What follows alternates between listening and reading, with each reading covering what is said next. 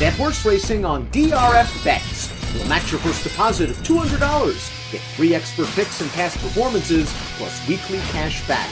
All from Daily Racing Form, the most trusted name in horse racing.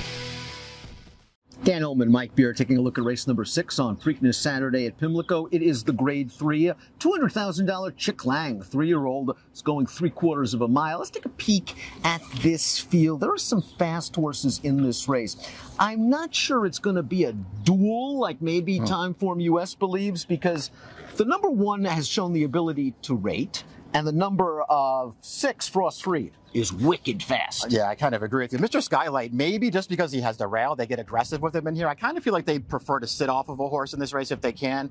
And maybe they will then. He breaks well and goes forward. I do think the 6 is clearing him. Frost Free is really fast. Mr. Skylight has done nothing wrong in 3 starts for young Riley Mott. Maiden winner at Gulfstream 2 starts back, then scored this race at Keeneland, a first-level allowance. Now, the race at Gulfstream didn't break very well, rallied from out of it. It was a good effort. Last time out at Keeneland, they were real aggressive, and he kept on going. Yeah, I really liked that win last time. He did all the hard work in there, still lasted to the wire. His other 2 races, I think, were both really good, Dan. This horse got totally overlooked in his career debut. His stablemate beats him. That horse has turned out to be pretty good. This horse is 2 for 2 cents and going forward all the time. Cats by 5 is the number 2 going out for trainer Steve Asmussen. This horse chased Frost Free 2 starts back and finished behind Frost Free last time out and only has 1 lifetime win. That being said, I don't think this horse is as perhaps bad as he looks on paper. I think he's run some sneaky good races, and when he lost to Frost Free 2 starts back, that horse was absolutely loose. I thought the race last time out in the Bachelor was okay. It was a decent enough trip. He was trying at the end. Give him some pace. I think he kicks harder. Yeah, I kind of agree with all that stuff. I mean, he's a horse who already has 8 career starts, so you maybe feel like we've already seen what he can do.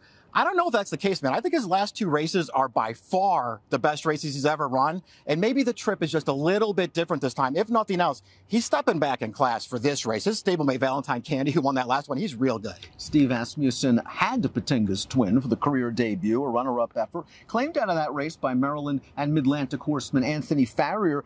This colt's really done nothing wrong in 5 lifetime starts. The only problem is he's only won 1 of them. He finds one better in a lot of his races, as he did last time out. He was the beaten favorite that day. He went after Catahoula Moon, who's also in this race, and he just couldn't get by him. Yeah, I guess we'll see if that figure holds up. It feels like a pretty big forward move for both of those horses, and it was a 5.5 for a long race, so I didn't know how much stock to really put into that performance, but we'll see. This horse, I'm not going to knock this horse, Dan. I just think he might be in a little tough here. Sweet Sadi J is a multiple stakes winner already for Lynn Cash's Built Right Stables, coming off of a runner-up effort in this race at Oaklawn Park over a sloppy track.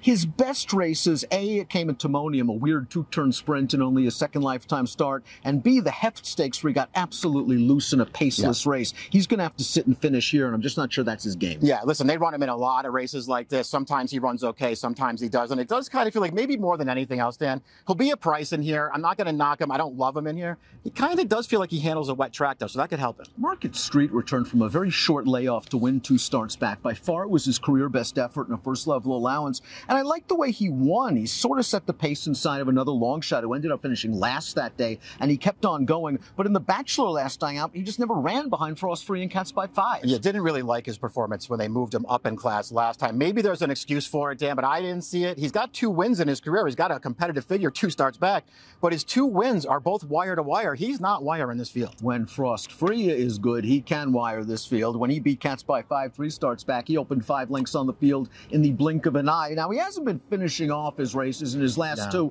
but I do think he has excuses. The Hot Springs 2 starts back is a 2-turn mile, which is not his bag. And last time out in the Bachelor, the horse that ran him down is a very good horse. Yeah, just bumped into a better horse last time at Valentine Candy. Just couldn't shake that horse off. I appreciated that Frost Free was still hanging around there inside the 8th pole. He just couldn't get away from Valentine Candy. He had to set up for 2nd. That performance was fine. The win 3-back was really good. He was a rocket from the gate. If they break running like that in here, this whole field better have him nailed on tight. Catahoula Moon wired Patinga's twin in that big figure race last time out from Maryland-based trainer Jerry Robb. This horse is versatile. Won from off the pace in the Maryland Million Nursery when when he got a nice trip under Xavier Perez. The hole opened up at just the right time. And then last time out, he got to the front and he wouldn't let Batinga's Twin by. He's a nice horse, and again, you're right. If that fig holds, he's a contender. Yeah, exactly. I don't know how much stock to really put in it. He ran fine in there. I was really more interested in the race 2 back, though, Dan, because I agree with you. I just like that he showed that he can sit and run from off the pace. That could really work in here. Classic Joke won 2 in a row for Ricky Silliman, and then they ran him in the Bayshore in New York, where he might have been in a little bit tough, and he just got caught up in a wicked speed duel. And last time out in the Federico Tessio, he chased a very fast pace set by a good runner-up in speediness at a distance that's likely way too far from him. He might be dirtied up coming to this race. He might be. I agree with that. I don't mind them stepping back in class in here and cutting him back in distance a little bit. He's another horse, though, Dan, who's got 2 wins on the lead, and I don't think he can make the lead in here. Maybe from this outside post he'll settle better and let those horses go and work out a 3-wide tracking trip. Fair enough. Top pick time for the Grade 3 Chick Lang. We're hoping this pace gets hot, and we're hoping that Cats by 5, who is very competitive on speed figures, goes off an okay price because he doesn't have a lot of W's on his page. I agree. I like his last 2 races a lot, and I like that I think the trip that's coming for him in here. I think he's going to be in the right spot to make a run at it here. Very interested in the one Mr. Skylight, too. I think he's good. I want to see what kind of price he is. Cats by 5's last race, where he got that big figure, came on a wet track. We're unfortunately expecting some rain on Saturday. I'm with Mike here. I'll go with him. Maybe he kicks these down in the Chick Lang on Preakness Saturday. Good luck.